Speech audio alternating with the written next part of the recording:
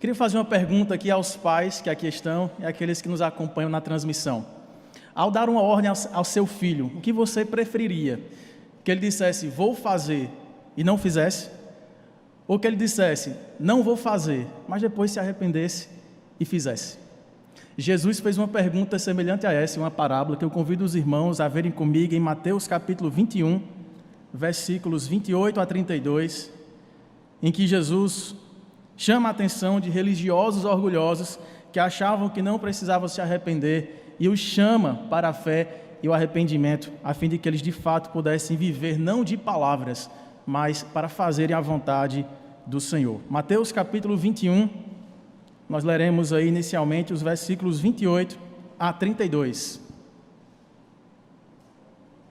que nos dizem assim: E que vos parece?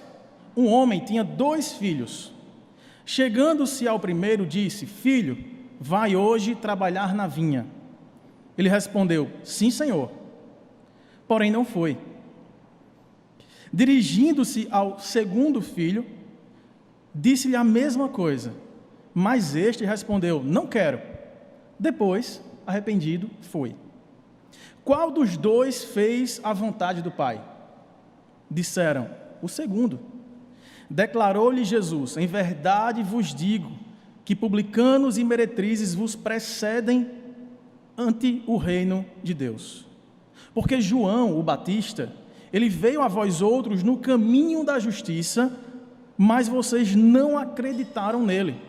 Ao passo que publicanos e meretrizes creram nele. Vós, porém, mesmo vendo isto, não vos arrependestes, afinal, para acreditardes nele. Amém, irmãos? Vamos orar uma vez mais, vamos pedir que Deus fale conosco na sua palavra. Maravilhoso Deus, bendito Pai, nós te somos gratos, ó Deus, pelo fato de estarmos aqui, ou acompanhando essa transmissão, louvando juntos ao teu santo nome, e também agora podendo, ó Pai, ouvir a tua voz na palavra que nos será ministrada. Ó Deus, toma as nossas vidas, nos abençoe, nos dê compreensão e disposição para obedecê-la, pois é para isso que nós estamos aqui, foi para isso que o Senhor nos chamou. Nos abençoe, ó Pai, é assim que nós oramos gratos, em nome de Jesus. Amém, Senhor. Meus irmãos, aqui nesse texto, narrado por Mateus, o primeiro evangelho, ele já está em sua quarta parte desse livro aqui, quase começando o seu quinto e último discurso, e ele já está aqui na sua última semana de vida. Jesus entra em Jerusalém, e se você acompanhar os primeiros versos do capítulo que nós lemos, capítulo 21, ele é saudado por uma multidão que gritava Hosana, por isso que o título aí na sua Bíblia está a entrada triunfal em Jerusalém. Jesus entra ali, é saudado como o rei que das alturas veio nos salvar. Depois disso, ele efetua algumas curas, purifica o templo, expulsando os mercadores que lá estavam, e depois ele é interpelado por alguns daqueles líderes religiosos que olhavam Jesus sendo louvado, chamado de Rei Salvador, e diz, com que autoridade você recebe esse louvor? Se os irmãos observarem aí o versículo, ainda no capítulo 21, versículo de número 21 também, Jesus diz, em verdade vos digo, que se tiverdes fé e não duvidardes, não somente fareis o que foi feito a essa figueira, que Jesus tinha acabado de amaldiçoar e ela se secou toda, mas até mesmo se a este monte disserdes, ergue-te e lança-te ao mar, tal sucederá, e tudo quanto perdides em oração, crendo, recebereis. Jesus então cura, purifica o templo, faz milagres e ensina com essa autoridade. É interpelado por esses falsos crentes da sua época, os religiosos, anciãos, fariseus, alguns escribas que ali estavam, sacerdotes do povo, que acusavam Jesus de fazer isso por uma autoridade própria, que não era vinda de Deus.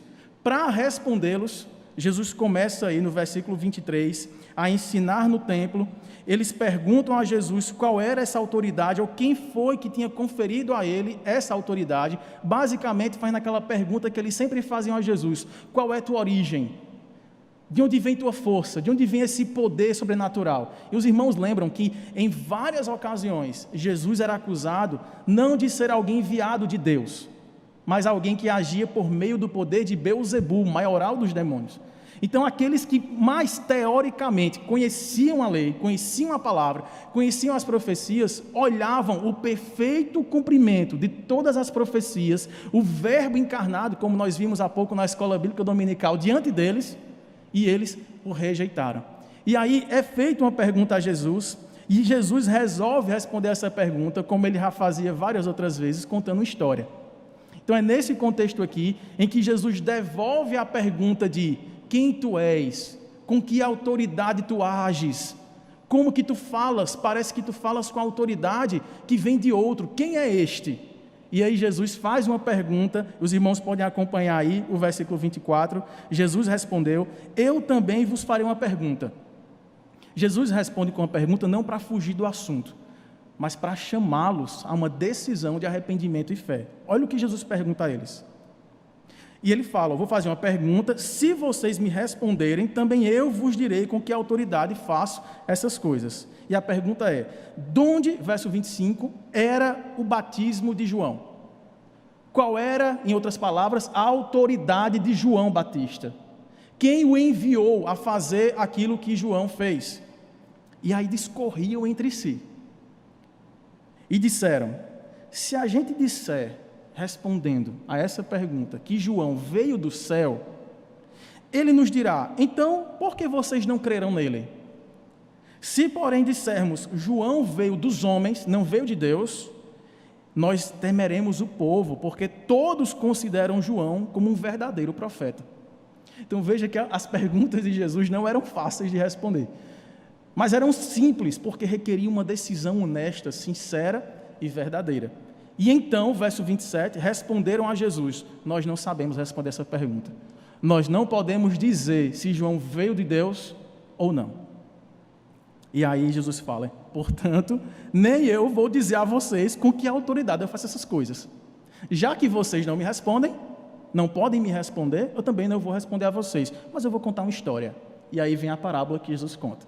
E aí, irmãos, quando Jesus começa a contar essa história aqui, ele fala de dois filhos. Um recebe a ordem do seu pai de ir até a vinha com ele para trabalhar. E ele de pronto responde, sim, Senhor, eu vou com o Senhor, eu vou trabalhar, eu vou até a vinha. Só que ele não vai. Apesar de prometer que ia, ele não foi. E aí Jesus continua e diz, mas há um segundo filho. E a mesma ordem foi dada, filho, vamos comigo até a vinha.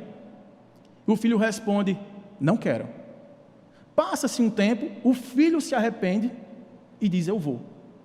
E aí Jesus pergunta para eles, quem foi que no fim das contas fez a vontade do Pai?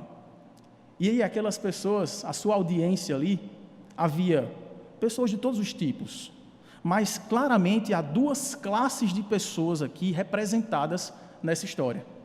A primeira é essa audiência que está na mente da gente agora nesse contexto. Pessoas estudiosas da lei, religiosos, fariseus, pessoas que eram sacerdotes reconhecidos na comunidade como conhecedoras dos propósitos de Deus, da vontade de Deus. Jesus tinha essas pessoas num primeiro plano. No outro plano, Jesus tinha um outro tipo de pessoa que está no verso 32. Ele fala, porque João veio a vós outros no caminho da justiça, mas vocês não creram nele. Ao passo que publicanos, uma outra classe de pessoas, e meretrizes, prostitutas, creram em João Batista. Vós, porém, vendo isto, vendo a fé e o arrependimento de pessoas que vocês consideram menos dignas do que vocês, que vocês consideram como únicos pecadores, porque vocês não se consideram assim, vocês ainda que vendo a salvação deles, não tomaram para vocês o mesmo arrependimento para crerem em João o Batista. O primeiro filho aqui, irmãos, está muito claro, representa essa classe daqueles que não se consideravam pecadores.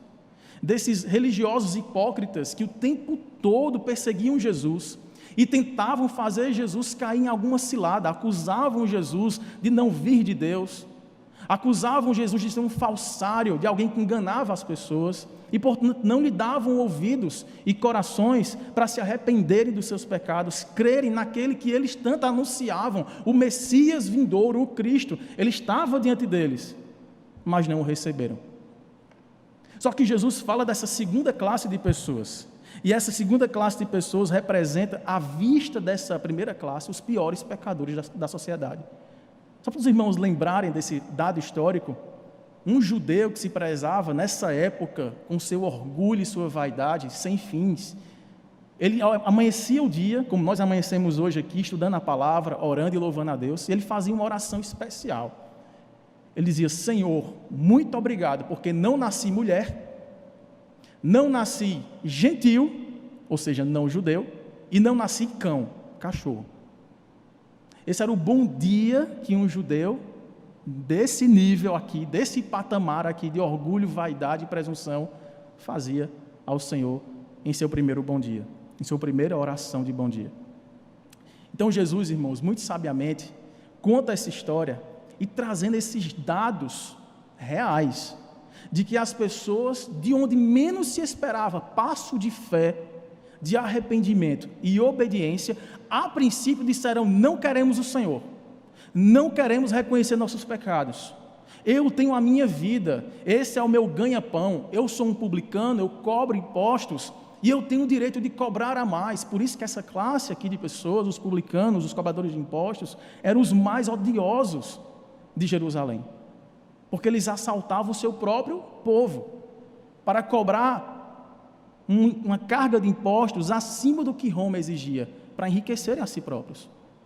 E a outra classe, vista também por esses religiosos como os piores pecadores, eram aquelas mulheres que já não eram respeitadas na cultura antiga, como a gente vê hoje, e mais, eram mulheres que viviam da cidade, da venda do prazer sexual, do seu corpo, prostitutas. Essas pessoas, aos olhos desses religiosos, jamais entrariam no reino de Deus. E aí Jesus fala: vocês viram João pregando e não creram nele. Essas mulheres, aqueles cobradores, viram João pregando e creram nele e foram batizados. Se os irmãos observarem, por exemplo, voltando aqui para o capítulo 3 desse mesmo evangelho de Mateus, quando João está batizando as pessoas e Jesus vem até ele para ser batizado também, observe aí a partir do versículo 7.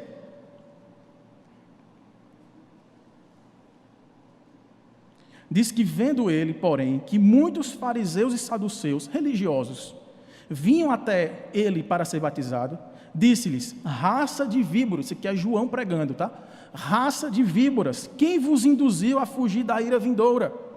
Produzi, pois, frutos dignos de arrependimento, e não comeceis a dizer entre vós mesmos: temos por pai Abraão, temos uma estirpe, temos uma ascendência nobre de religiosos, de líderes dessa sociedade. Porque eu vos afirmo, João era corajoso, viu?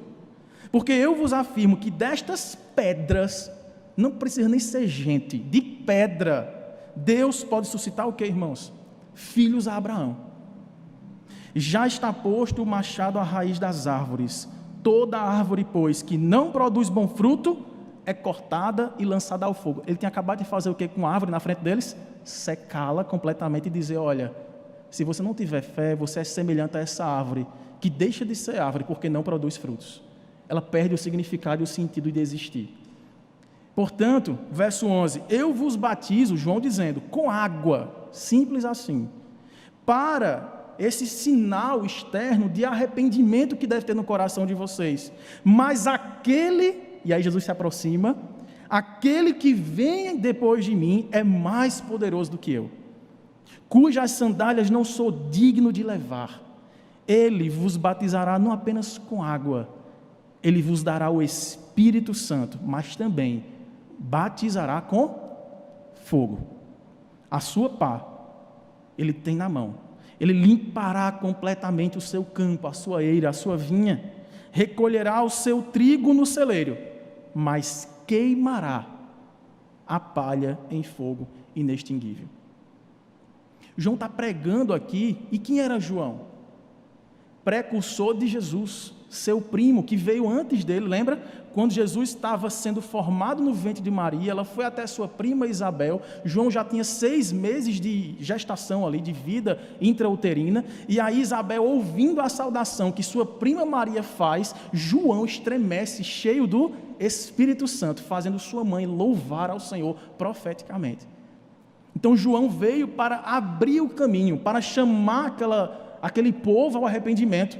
E ele fazia, nesse sinal de derramamento da água, essa purificação que deveria acontecer no coração. Como? A partir do momento que eles pudessem olhar para si mesmos como indignos, todos, como pecadores que carecem da glória de Deus, e aguardassem o Salvador que estava vindo até eles, para terem nele a vida e a vida eterna. Mas os principais, aqueles que conheciam essas profecias, que conheciam todos os sinais acerca da vinda e chegada desse reino de Deus através do seu Filho, o Redentor, Jesus, o Salvador dos homens, eles viravam as costas, mas não apenas isso, eles o enfrentaram e o tentaram para fazer com que Jesus fosse ali ignorado pelos seus.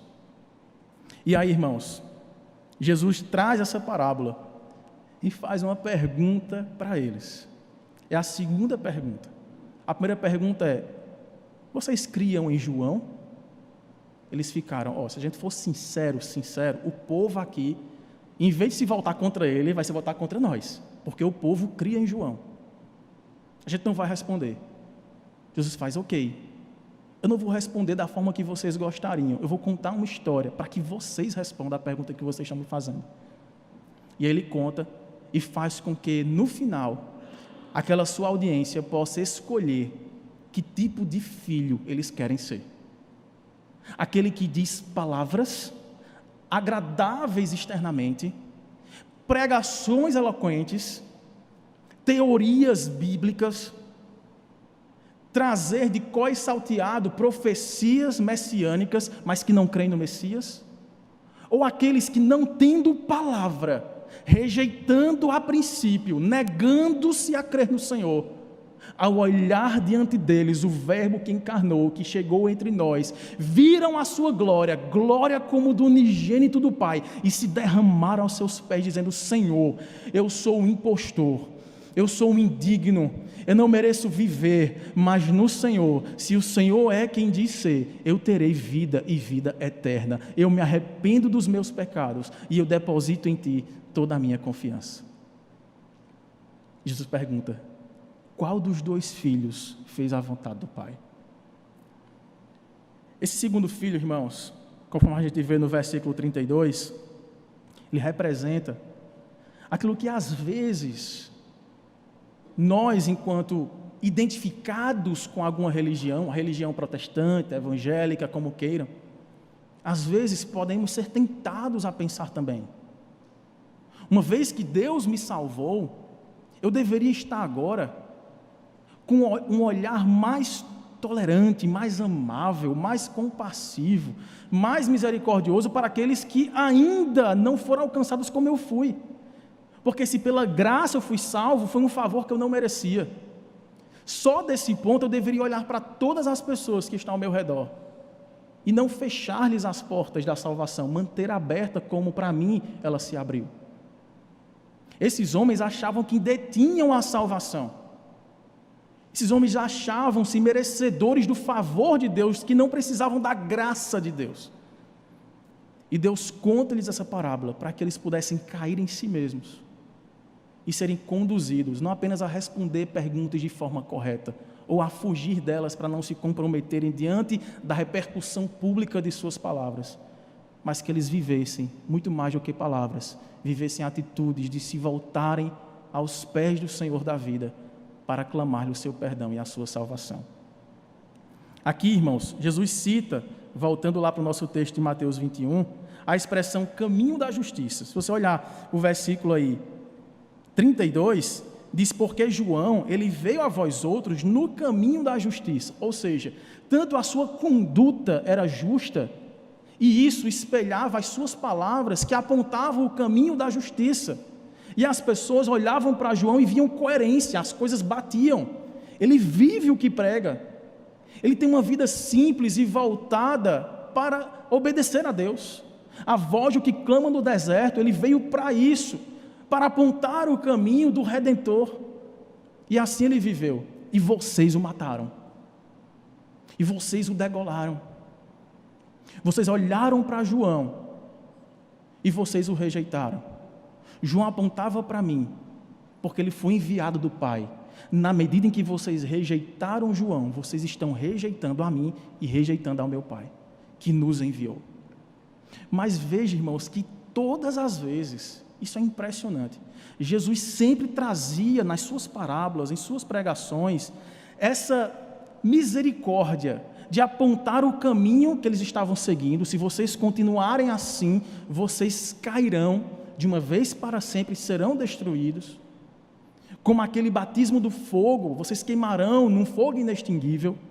Mas eis que o batismo do Espírito ainda está disponível. Porque se vocês agirem, mesmo que tardiamente, voltarem os seus corações ao arrependimento da negação do coração, embora a boca profira palavras gospel, você poderá ter a vida que você necessita. E aí Jesus então traz à sua audiência a essa conclusão óbvia da história. Qual dos irmãos fez no final das contas a vontade do Pai? A princípio, irmãos, esses religiosos disseram sim, mas estavam dispostos a não seguir, a não fazer a vontade do Pai. Mas aqueles que a princípio rejeitaram, se arrependendo, disseram sim, foram aceitos. E se você olhar, por exemplo, o Evangelho de Lucas, capítulo 3, há um relato histórico aqui, de que a conversão de mulheres, de prostitutas e de publicanos, foi algo que chamou a atenção do historiador Lucas. Lucas, capítulo 3, versículo 12.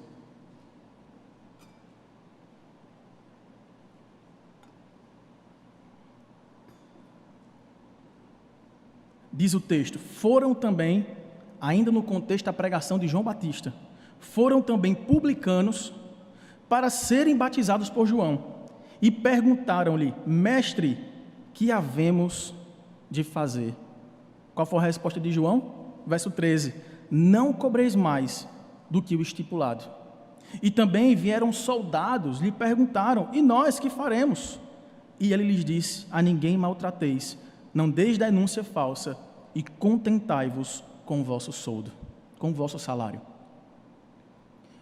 Aqui em Lucas ainda, capítulo 7, nós temos o relato de uma mulher, que estando na casa, nós não vamos ler o texto todo, mas estando na casa de um fariseu, Simeão,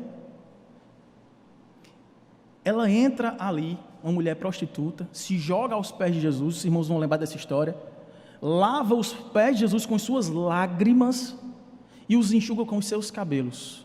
Aquele fariseu condena no coração: se esse aí que se diz profeta fosse de fato de Deus, saberia o que é que essa mulher faz da vida, que ela é indigna, que ela não poderia tocá-lo, que ela não poderia chorar aos seus pés e beijá-lo. E Jesus, voltando-se para ele, diz: sabe esta mulher? Ela muito amou, porque ela muito foi perdoada. Você pouco me amou, seus pecados não serão perdoados. Eu entrei aqui e não me deste ósculo santo, para diante das pessoas me honrar como um convidado, honrado na comunidade. Eu sentei à mesa e você não me mandou lavar os pés, e não derramou sobre mim o óleo, para me ungir, me perfumar e me fazer alguém honrado na sua casa. Essa mulher deu tudo o que ela tem. Ela derramou não apenas suas lágrimas, ela derramou a sua vida diante de mim. Aquele que muito é perdoado, muito amará. Jesus, irmãos, está aqui dizendo e fazendo-nos lembrar que mais do que palavras que marcaram inclusive a história desse povo de Deus, dos hebreus, do tipo: Senhor, vendo esses relâmpagos, trovões, e a tua voz sacudir este monte Sinai, em que o Senhor deu a lei ao povo, através das tábuas, o povo disse: Senhor, Ou Moisés, eles não tiveram nem coragem de falar com Deus. Disse Moisés, fala para o Senhor, que tudo o que ele disse nós faremos. Dias depois, construíram um bezerro de ouro para adorar, dizendo, foi este Deus que nos tirou da terra do Egito, a ele adoremos. A decisão, irmãos, nosso coração, ela deve acompanhar os frutos que demonstrem a quem pertencemos, em quem nós cremos. Às vezes nós fazemos uma confissão pública de fé, nós temos facilidade de passar o plano da salvação para as pessoas, nós podemos até contar testemunhos acerca do que Deus fez com aquela pessoa, com aquela família, com a igreja, com o pastor. Mas nosso coração pode estar nos enganando, porque de tanta soberba e arrogância, achamos que por estarmos aqui, por sermos da estirpe dos presbiterianos, por sermos cristãos, protestantes, reformados, e tantos títulos bonitos, isso bastará para o Senhor nos achar dignos do reino dos céus. E a palavra que Jesus está trazendo aqui, a princípio é uma confrontação ao coração daquelas pessoas, mas ele deixa essa porta aberta.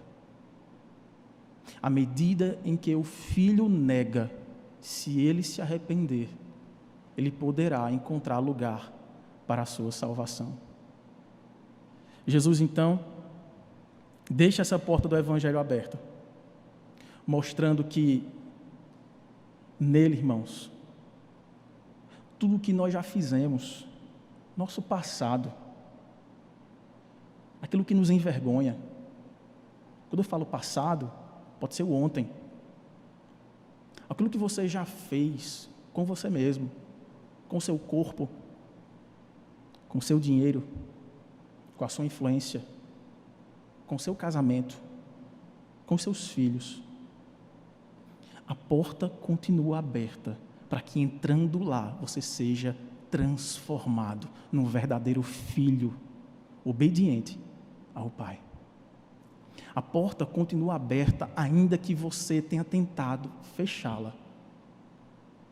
A porta da salvação, nesta manhã, continua aberta, sendo você moço ou já velho, sendo você alguém que passou a vida enfeitando a sua casa de ornamentos natalinos, como se isso trouxesse a natividade do Senhor da glória para o seu coração. Mas eis que o Senhor da glória ainda mantém a porta do arrependimento e da fé escancarada para todos quantos finalmente reconhecem-se pecadores, indignos, mas desarmados de toda arrogância, presunção e autojustificação, se dobram, derramam não apenas lágrimas e cabelo aos pés daquele que tudo vê e tudo sabe, derrama a própria vida, a fim de que encontre nele a verdadeira vida. Deus nos chama assim nesta manhã, e Deus também coloca em nossa boca esta mesma pregação: a porta está aberta, ainda. Vamos orar?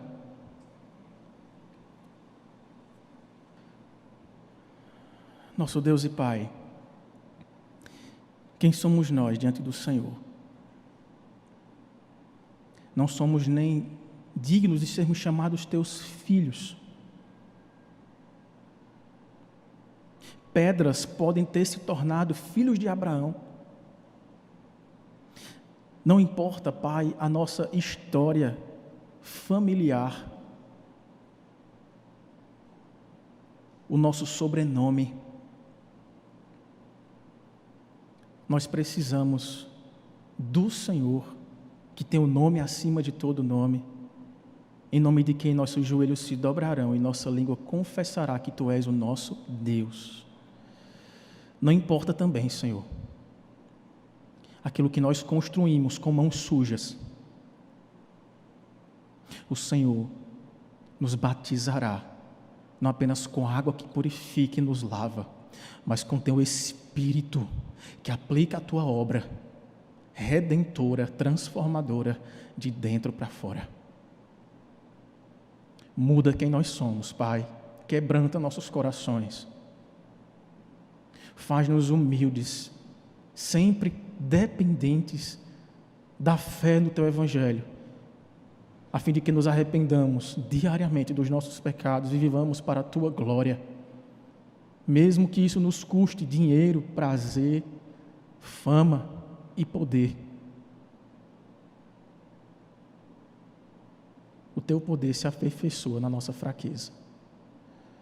Nos use, ó Pai, ainda que fracos, para manifestar a Tua bondade e a Tua salvação, mostrando para as pessoas que convivem conosco, que são pecadoras como nós somos, que são indignas como nós somos, que o Senhor mantém a porta aberta.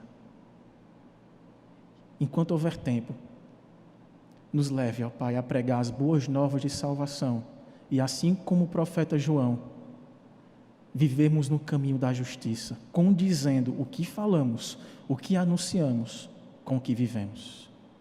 Oramos assim com gratidão, em nome e para a glória de Jesus. Amém.